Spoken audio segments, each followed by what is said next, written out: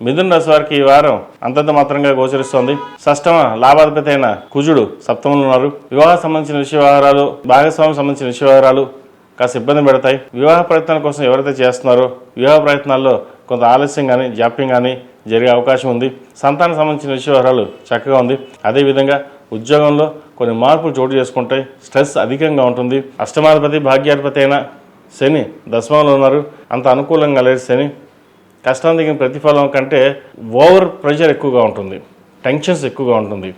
ఏం చేస్తున్నామో మనకు అర్థం కాదు, పని అయితే చేస్తున్నాం, ఇంత ప్రెషర్ తీసుకుని ఉద్యోగం చేయడం అవసరమా అనే భావన కూడా ఉంటుంది. ఈ వారం హోటల్ మేనేజ్మెంట్ కావచ్చు, administration, chartered accounts, real estate రంగంలో కావచ్చు, అదేవిధంగా సినీ కళా రంగాల వారికి, చిరుస్థాయి వ్యాపారస్తులకు అనుకూలంగా ఉంటుంది. అదేవిధంగా ఈ డాక్టర్లకి, లాయర్లకి సంబంధించిన విషయ వ్యవహారాలు కాస్త చికాకు కలిగిస్తాయి. ఉద్యోగంలో మనస్తాపం అనేది ఏర్పడుతుంది. ఎందుకు చేస్తున్నామా, ఇంత ప్రెషర్ అవసరమా అనే భావన వెలుకుంటుంది. ఈ రాశిలో జన్మించిన విద్యార్థులకు కాలం అనుకూలంగానే ఉంది. విదేశీ సంబంధించిన విషయాలు సానుకూలపడతాయి. ముఖ్యంగా ప్రభుత్వ ఉద్యోగం కోసం ప్రయత్నిస్తున్న వారు ప్రభుత్వ ఉద్యోగం కోసం ప్రయత్నించండి. ఆ ప్రభుత్వ ఉద్యోగం కోసమే కాకుండా పక్కనుండి మీ ప్రైవేట్ ఉద్యోగం చేసుకుంటూ ప్రయత్నాలు ప్రారంభించండి. ఉద్యోగమే కావాలి, గవర్నమెంట్ ఉద్యోగమే రావాలి అనే భావన కాకుండా ప్రాక్టికల్గా ఆలోచించి ముందుకెళ్ళడం చెప్పదగింది. ధన విషయంలో ఎటువంటి ఇబ్బంది ఉండదు.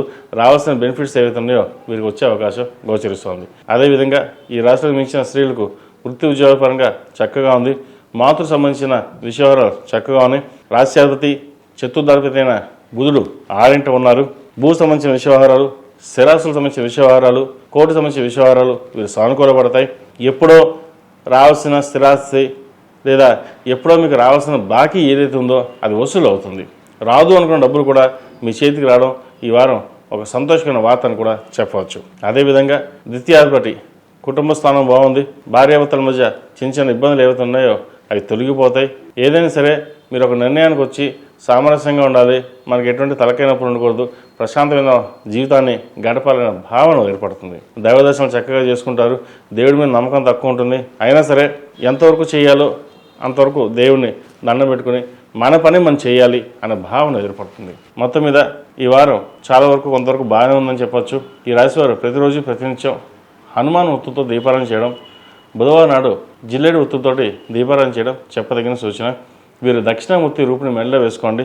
జన్మరాశిలో గురువు అంత అనుకూలంగా లేదు వీరికి, కాబట్టి దక్షిణామూర్తి రూపు మెడలో వేసుకోవడం, దక్షిణామూర్తి స్తోత్రాన్ని పఠించడం చెప్పదగిన సూచన. ఈ రాశిలో జన్మించిన వారికి కలిసి వచ్చే సంఖ్య 8, కలిసి వచ్చే రంగు మిల్కీ వైట్. ఏదైనా పని మీద బయటకు వెళ్ళినప్పుడు సోమవారం కానీ శనివారం కానీ వెళ్ళండి, మంచి ఫలితాలు సంప్రాప్తిస్తాయి.